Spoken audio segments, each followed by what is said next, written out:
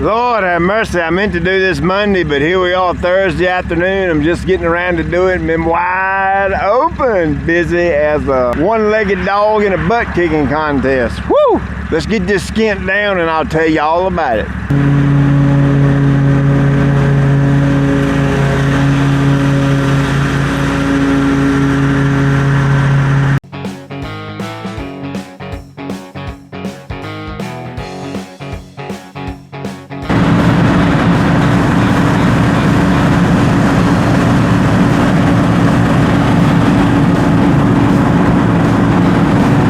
So while I'm at it, I'm going to spray my beds and have that done. This is the new swap tank, and whoop, look at there. That's cool.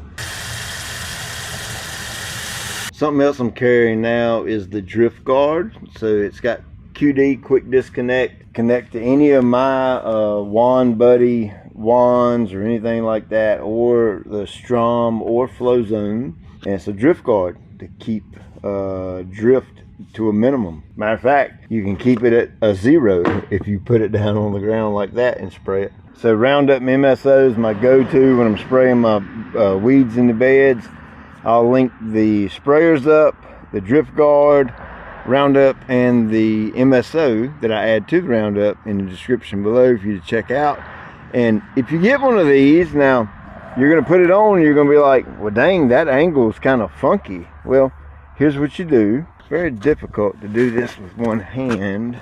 So let's set that right there. So what you do is you take and turn the wand upside down, just twist it, and then you twist this part around like that.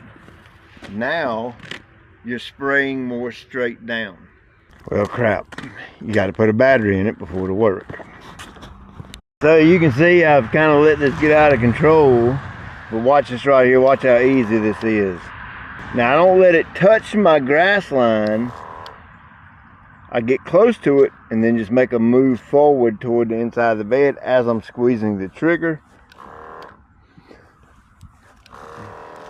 And one thing you do want to be cautious about is, even on this drip guard, see the little bit of condensation that builds up from the sprayer, spray tip? Well, you got to watch that, because if it builds up too much, it'll drip a little bit. And you definitely don't want that, because if you take off across your grass and it drips, and you know what happens when Roundup comes in contact with grass. Things don't work out too good, right? Always be cautious when you're spraying your beds with Roundup. Don't step in the Roundup and then take off across your grass. Ask me how I know. Oh, there's a big boy right there. Now the way I like to spray this is I like to spray it until the plant is nice and shiny. See that little bit of gloss or glisten that it's got right there? You go slow, take your time. You can easily do this without killing anything you don't want killed. I'm ashamed to even be showing you this, but like I said, I've been crazy busy. So just getting set up for in the morning. I am going to try a little bit different style. You remember when I did my Blue Dream Blue Heat field in the back there on the bluegrass? Well, this is what I painted the logo with, a Graco Magnum Pro 19X. And I think I'm going to try to do the paint out here on this Rye Bermuda and just see what happens. But I got to go by Lowe's and get a little wider tip. Of course, that's just water. Pressure's probably a little too high. We can adjust that right here.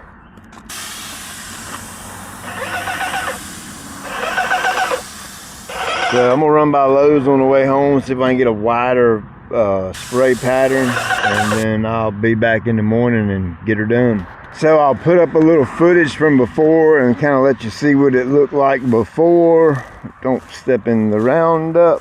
So the purpose of mowing it down low was to get the ryegrass down even with the height of the canopy of the Bermuda. You know, the brown is the Bermuda, so I got the ryegrass evened up with that. So now when I paint, it'll actually come in contact with the Bermuda. And at the end of the day, all I'm trying to do is cover up these areas right here a Bermuda where it's brown. That's really all I'm trying to do, and make a video and show you how to do it. It's plain and simple like that. Now I'm going to mix some GCI 2000 in with the paint. That way it'll fertilize the rye. I won't do a dang thing full of Bermuda. That way my rye will jump and pop, grow a little bit. I'll raise my height of cut up to about 1.5 inches, 1.75 inches. This is on roughly 1 inch right now. And so then when I mow, I won't come in contact with the Bermuda, but when I mow and I'm mowing over top of it, I can't look down in the canopy and see this little bit of brown, and it'll look better for you on camera. Well, that's pretty misleading, Mr. Pete, painting that turf like that. Well, of course it's not. You're sitting here watching me do it. I'm literally telling you what I'm doing and showing you what I'm doing. Figured it'd be a cool little experiment, little test. You can see right here all the little Bermuda kind of sticking through. So all that should be green. We'll get it painted, and then next time we come back out here, I'll be mowing the grass up around 1.5 inches, maybe 2 inches, I don't know. And boy, she's gonna be striping good, and it's going to be crazy dark green. I'm gonna use the Endurance Fairway, which is the darkest green paint they have, so this joker is going to be lit. And this is just straight up fun for me. If I can't have fun doing it, it absolutely makes no sense in doing it at all. Good morning. I went home last night, left work last night about 8 p.m. Got back here about 6 a.m. and been waiting for the light to get right so I could actually go out and paint film. Been messing around in here, really working on the inside here. A major organization overhaul. When we get all this done, I'll show it to you. Guys are starting to roll into work. I will go up here and get the paint, and we'll mix it and get going. So I'm gonna start off at 6 ounces per gallon with the paint, and just gonna guess at the spray and stay. This is kind of an adjuvant, sticky, made just for the Endurance paint. Give it a little stir.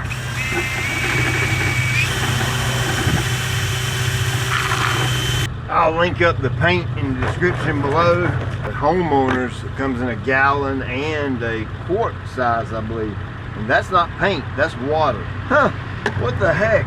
Oh, I know what that is. That's where I was soaking my fittings, my spray fittings from when I painted last. That way the paint don't get caked up inside the nozzle body. Alright, so like I said earlier, I'm using the Fairway color, which is the darkest, 6 ounces per gallon. 5-gallon tanks is 30 ounces of paint.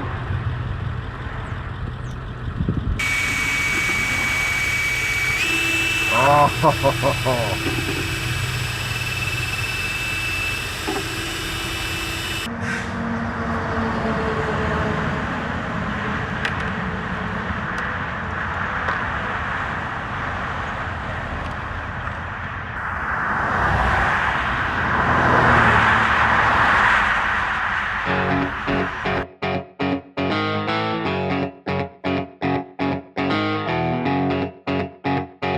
Toro Multi-Pro is getting worked on. I really wish I had it right now.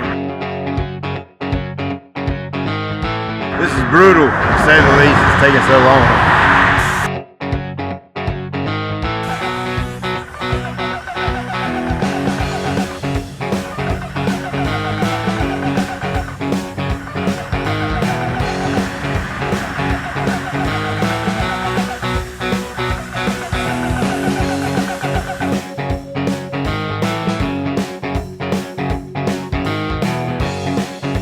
All right, we're gonna see if we can't speed this up a little bit. I got me a 20-gallon cart buddy out here.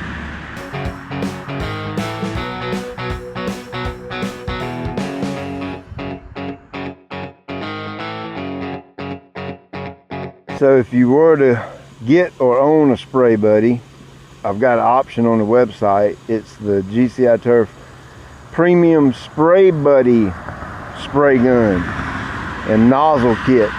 And that's a super wide spray, like 10, 12 foot ish wide roughly.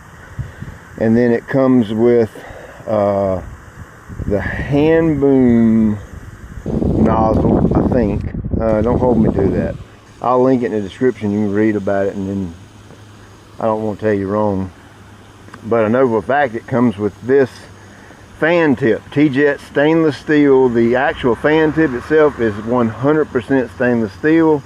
The nozzle body, the cap, the internal filter, everything is 100% stainless steel, made in the United States of America, and should never go bad.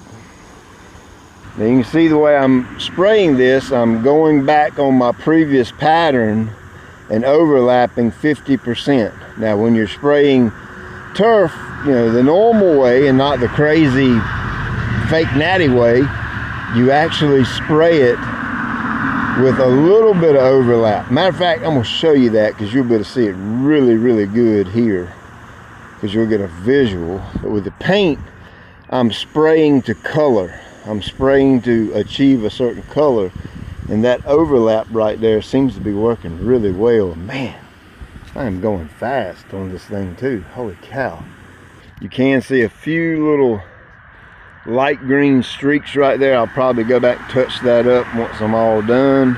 I'm gonna start right here, come right down through there. I'll move over on the outside edge of my new swath to barely overlap that one right before. See there? That's how you spray actual. Oh, don't get no, I don't want to get no paint on my hose.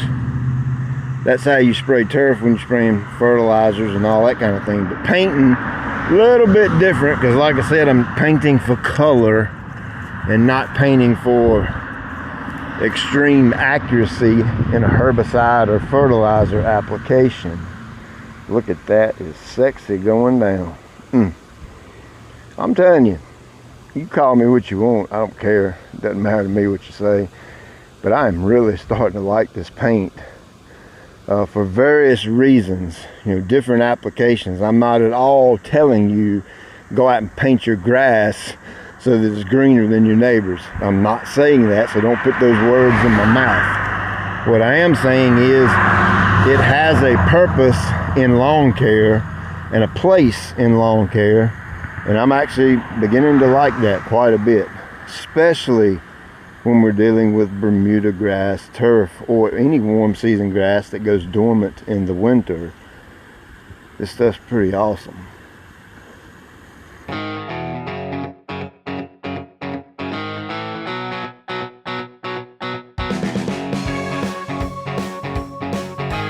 Alright, so that's how you paint ryegrass overseeded. Let me back up. That's how you paint Bermuda grass, is overseeded with ryegrass to cover up the brown. I did screw up. I forgot to put my 2000 in there, so I've got a little bit left in the tank, about 10 gallons or so of the paint. I added my 2000 to that, so I'm gonna go back and run long passes and just apply that just to get the fertilizer out. The ryegrass will take in the fertilizer, so it'll begin growing.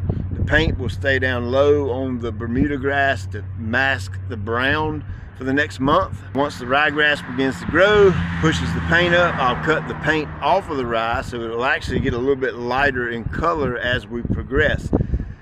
The first couple of mows on this, you're not going to want to miss the striping, because I'm telling you now, it's going to be absurd how hard this stripes with that paint on that ryegrass. So the Cart Buddy, that's the 20-gallon model I got over there, sped this process up tenfold. It's crazy how much quicker it was doing it with that versus that Graco. Now the Graco actually applied the paint in a more even, uniform way. I don't know how to word it. The Graco side looks a little bit better, to be completely honest with you, because it's a painting gun. It's designed for paint. The nozzle's designed for that.